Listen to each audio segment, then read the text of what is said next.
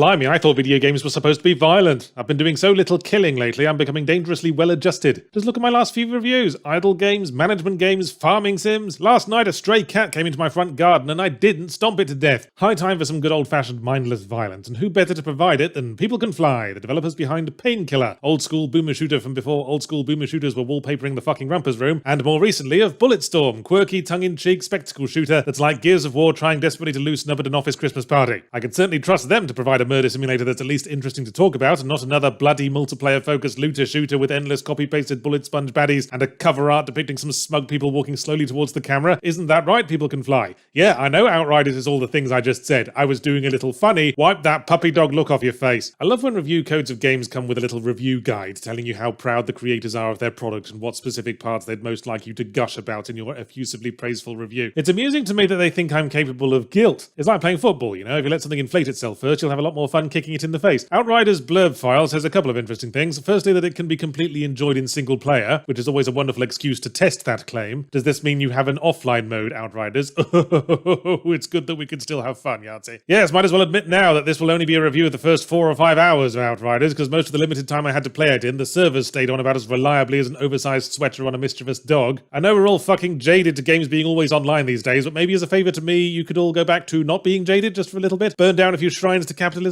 How about one shrine to capitalism? And you don't even have to burn it, we could just piss in the letterbox. Another interesting thing admitted in the Outriders review guide is that, quote, it may look like a looter shooter on the surface, and many players may compare Outriders to a looter shooter. Many players, People Can Fly, implying that some of them don't. Have those people gotten their eyes checked lately? Because that's a cause for concern. I haven't seen pussyfooting like this since the last time I refereed a women's kickboxing tournament. It is a fucking looter shooter, just accept it. You basically play an ultra-violent homeless person who has to push their shopping cart around at the end of every battle, seeing if this +3 filthy overcoat provides better protection than their currently equipped +2 burlap sack held on with string. Alright, fine, it's got looter shooter elements, but we're also focusing on our epic dark sci-fi story. Well, let's look at that and see if it lives up to that avalanche of adjectives. The plot is the planet Earth goes back once again to its abusive spouse, the human race, and once again pays the price, forcing the human race to move out and find another planet to mooch off. After decades travelling through space, we find one that seems gullible enough, and we're part of the scouting party that tentatively reports that it's not a horror planet of monsters, and everyone can come down and start burning down the forest and building a load of TGI Fridays. Moments later, psych, turns out it was a horror planet of monsters, you get wounded and cryo-frozen, and wake up 30 years later to find a hell world where humanity are locked into the usual fascists versus nutters forever war. Great job, guys, smashed our previous planet fucking speed record. Let's find another one and see if we can get it sub 2 decades. The forever war on hell world setting is rather disappointingly standard, but I do kind of like how the story is told, focusing on our main dude's perspective as he wakes up in an unfamiliar future and careens from crisis to crisis, bewilderedly asking where all the toilets got moved to. Also, the whole story has this air of dispassionate nihilism that I found rather entertaining. It keeps introducing new characters with distinct appearances and fleshed out backstories, and then killing them off minutes later. Oh yes, this ain't Gears of War. Keeping your helmet off won't save you now. I don't like the way the camera constantly jiggles during cutscenes, like it's being directed by Paul Greengrass while he's trying to balance a book on his head. It doesn't add gritty realism, it gives me a headache. It makes me think every character's busting for a piss.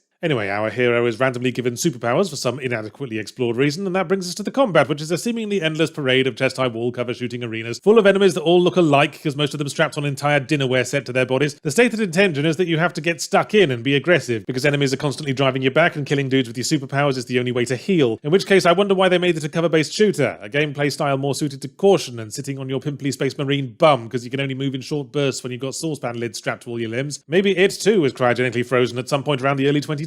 Honestly, any catharsis I gained from using my superpowers to blowtorch nearby enemies like they're a litter of unwanted kittens who didn't show me enough respect is offset by the frustrating level of difficulty as I'm peppered with gunfire from all sides in battles clearly designed on the assumption I'd have other players with me to split the damage, especially the bullet spongy boss fights with health bars like we're chewing on broom handles. Thus is exposed the craven lie of equal single and multiplayer experiences, but then I expected as much. I'm going to stream some inconvenient truth piss into your letterbox now, AAA games industry. It is not possible for any game to be equally enjoyable in both single and multiplayer. You can optimize the experience for one or the other, but never both. And the sooner you stop trying to cover all possible audiences at once with the same great big money-making hat, the better. The sooner the multiplayer likers can go back to having games like Team Fortress where different classes have different skill sets, and the gameplay is built around having to rely on each other to compensate for individual shortfalls, rather than making every class mealy-mouthed, basically okay at everything, straight B students bound for the inevitable rude awakening once they get to college. And the single-player likers can go back to being able to enjoy the story and challenge at their own pace and sing dirty limericks to themselves without upsetting everyone in the voice chat, and fucking pause the game. Sorry, a bit of a tangent there. Normally I'd summarise my feelings about Outriders at this point, but unfortunately my opinion is currently down due to server issues.